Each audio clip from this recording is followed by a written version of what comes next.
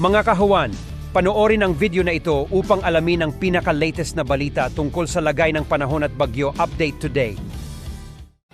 Sa lahat, wala po tayong binabantayan na low pressure area o bagyo sa loob at sa labas ng ating Philippine Area of Responsibility.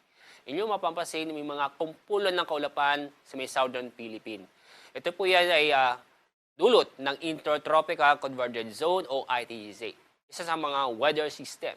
Itong ITCZ ay naapektuhan itong Southern Mindanao. Itong ITCZ ay inaasahan natin na magpapatuloy ang epekto nito sa Mindanao bukas. Pero sa araw ng Miyerkules, unti-unti itong lalayo sa ating kalupaan.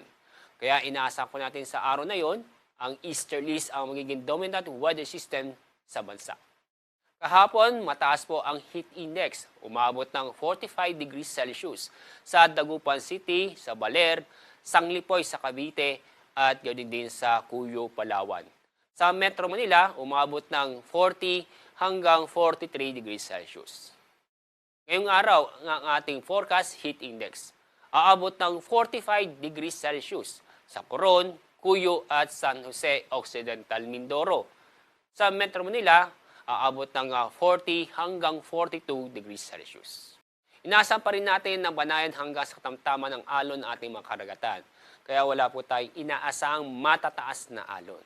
Pero paalala sa mga kababayan po natin, mag-ingat pa rin dahil sa inaasahan po natin mga pag-uulan, lalo po sa Mindanao, dulot ng Intertropical Convergence Zone.